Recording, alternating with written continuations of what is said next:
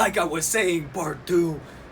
Bienvenido, Filipe Coutinho. Sorry for this little abrupt change in media and camera angle, whatever it is. I don't know how to use Instagram properly yet. Apparently, you gotta hold your hand on that button, squeeze tightly until the end, and I guess my thumb just slipped onto the button. In any case, I did a 5, 7, maybe 10-minute speech before on Filipe Coutinho, how he's going to fit in tactically, what this means for Football Club Barcelona. Let me just give a little recap on you, or for you, on my pros and contras, so my positives and negatives on this big fichaje of Filipe Coutinho for Football Club de Barcelona. Football Club de Barcelona. I just changed the name of our club, okay? Listen up. First of all, I want to voice my concerns, okay? What do we know? We know that Filipe Coutinho, the price will be around 160 million euros. A lot of money. Fixed cost, 120. Variables, 140. 10 of those apparently are easily achieved. So we're looking at a fixed price, say, of 130 with 30, an additional 30 in variables. What they are, we will probably never know. That's a lot of money. That's a lot of money. A lot of pressure will not only be placed on Filipe Coutinho. Of course, we're all very happy of his arrival. A lot of pressure will be placed on the current Junta Directiva, this board of directors headed by Bartomeu. Congratulations, Bartomeu, for adding Filipe Coutinho to the squad. Apparently, the dressing room, everybody wanted him. Messi, Piqué, all the heavyweights were saying, get Filipe Coutinho, we need this guy, which, if true, says a lot. Why does it say a lot? Because I'm very curious to see what Valverde will do. Of course, Dembélé is back. Dembélé back in the squad, by which we can assume that Barca will stop to continue to play the 4-3-1-2 that Valverde has been using currently to get us terrific results. Results being the key word here, because of course a lot has been left to desire in terms of the style of play of this Barca squad. Fine. With Dembélé, we'll probably go back to revert back to a 4-3-3. However, where does Filipe Coutinho fit into the squad? What will happen to Paulinho is my first question. Why? Because Paulinho right now has pretty much been a starter. He's also with a price tag of 40 million. A lot of doubts initially. He's fitted in quite nicely. He's been pretty much a starter. What will happen to him if Valverde goes back to a 4-3-3? Which leads to my next question.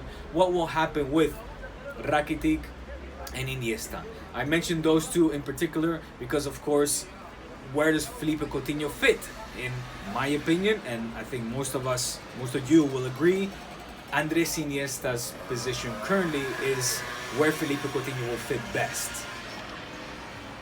What will happen? I've mentioned in previous D-Spot episodes that I think if Filipe Coutinho would come, which now of course he is, it would mean on the positive side that perhaps Valverde can say, look, Andres Iniesta, I'm going to have you in tip-top shape for the Champions League. We all know that Filipe Coutinho cannot play the Champions League because he's been playing with Liverpool, which therefore automatically this season he will not play the Champions League. We can have Andres Iniesta 100% shape for the Champions League and probably slot Filipe Coutinho in a little bit more in La Liga and have Andres Iniesta rest. If he accepts that, which he probably will, he's a good guy, we all love the guy. For the good of the team, he would probably accept that. However, what if it doesn't work like that? Like I mentioned, what will happen with Coutinho? What will happen with Rakitic? What will happen if Valverde says, you know what, I'm going to slot him in with the front three? Because we all know Filipe Coutinho is an offensive-minded player. He's played in the attacking front three as well. Will it mean that this summer Barca will sell Luis Suarez? Because they're definitely not going to sell Dembélé. They won't sell Leo Messi. Is Griezmann coming in? Everybody, all the fingers are pointing that Antoine Griezmann of Atlético de Madrid will come for sure this summer. Another 100 million there. I mean, there's so much to discuss. There's so much talking material. There's so much going on in my brain right now of how this is going to fit. With excitement come doubts, comes just excited doubts, I guess I could describe it. You know, how is this going to fit? Will it fit? Right now, the team is producing. What will it mean? And a lot of you on Twitter have been asking me this also before. You know, we wanted to see the cantera. And let me also address this before I forget. Barca will win the Champions League. Barca will win the Champions League within, I will say, the next 2 years. If not, and they better win the next 3 years. Why do I say that? I know I'm going a little bit all over the place, and I will come back to La Masia aspect. But why do I demand and think that Barca will win the Champions League within the next 2, stretching it to 3 years? It's because they fucking better. Messi has committed to this team and said, I'm staying at this team, whether Catalonia remains part of Spain or not. As long as Barca will play in a top league in Europe, I will stay at Barca.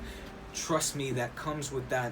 What comes with that is Messi demanding Barca to be a competitive team and win the Champions League. That's what he wants. Make no mistake. They better win, because otherwise Messi will start to get a little bit pissed and restless. And I understand him seeing Ronaldo winning Champions League back to back, 3 of the last 4 balones de oro. Ronaldo has 5, the same as Messi. Can you believe it?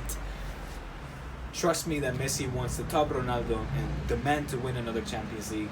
And of course the Mundial with Argentina, but that's a whole other story. Going back to La Masia aspect. What does this mean for La Masia? We've been wanting La Masia to be integrated. We're asking Valverde. We're seeing in the Copa del Rey, Arnaiz. You know, we want to see Palencia. We want to see Aleña. We want to see Sergio Roberto, of course. Who knows? Samper coming back. Vitinho, or Vitolo not, of course, but Vitinho. And others that I'm forgetting, Denis Suarez, etc., etc. We want these guys to have continuation, continue their productivity and development in Football Club Barcelona. What will that mean for them? Now, to my romantic side, I prefer winning a Champions League and having a team built around the philosophy that was exemplified by Laporta, Guardiola, Cruyff, Johan Cruyff's influence of total football, playing football the right way, meaning also not just in the style of play, but meaning as well by bringing, you know, the canteranos, La Masia guys, the young guys up to the first team. That is the la novela, if you want to call it that, you know, the fairy tale of football that we once had under Guardiola's command. Xavi, Iniesta, Puyol, Valdés, Messi, you name it, Pedrito, of course. They were all there. They were all homebred. That was a model that I love and that I romanticize and fantasize about, and hope that we don't lose that. Of course, with Coutinho and Dembele, we're talking 160 million, 150 million potentially, another 40 million for Palhinha, Yerry Mina for 12 now coming in. A lot of players, a lot of money being bought. So it's more of a Real Madrid model that Bartomeu is following. For me, these, you know, the Champions League that Real Madrid has won, deservedly so, great for them, great for the club, but it leaves us culés, us romantic culés. Maybe I'm us old school culés. Maybe the younger generation just wants to win, wants to get those trophies, but it leaves me hoping and kind of wishing that we would still revert back to that model that made us, you know, admired in the entire world and made us feel so proud and happy of our club, especially for me that had been, you know, since the early 90s and Van Gaal still implemented that philosophy, and I hope we don't lose that. That said, like I said, excited. Dembele as well, welcome back, I should say, and welcome Coutinho, Philippe Coutinho, Brazil. We had a little bit of samba back in the squad. We have Paulinho, a couple of Brazilians, so that's good. Let's see if he makes us forget about Neymar. Let's see if offensively it will become an attractive team again, because that's what we want, attractive, creative football. I'm excited, hopeful, but dubious and concerned at the same time. I'm sure a lot of you will share my feelings, and if you do, then, you know, voice your opinions in the comments section wherever I'm posting this at this point, because I'm recording it. I'll post it on YouTube, post it on Instagram, Twitter. You know, follow me, subscribe, etc. And you guys know what to do. Of course, by the way, on about these spots, YouTube, my YouTube channel, Tomorrow I'm back in the office, so I'll be doing all of the Liga games, meaning that I'll get out very late. I'll get out around midnight-ish, so D-Spot will probably be held on Monday morning, D-Spots. Follow me on Twitter at thisisDSpots so that you find out what times I'll be broadcasting and talking with you guys about all the stuff. Tomorrow, Barça Levante, Philippe Coutinho, Dembele. What a new year. 2018 is explosive. A lot of stuff to talk about, a lot of excitement. So join me on D-Spots. Subscribe to the channel. That's youtube.com/C/D-Spot, Diego Spot. In the place to be if you're a Barca fan or a La Liga fan. I talk about mainly Barca, but of course I got a lot of love for all the La Liga teams. Tomorrow, La Liga TV. If you're an international viewer, hear me there. And then follow me later on D-Spot. All right? Peace out, guys. Visca el Barça. Feliz Año Nuevo 2018. And ahí vamos. Good stuff.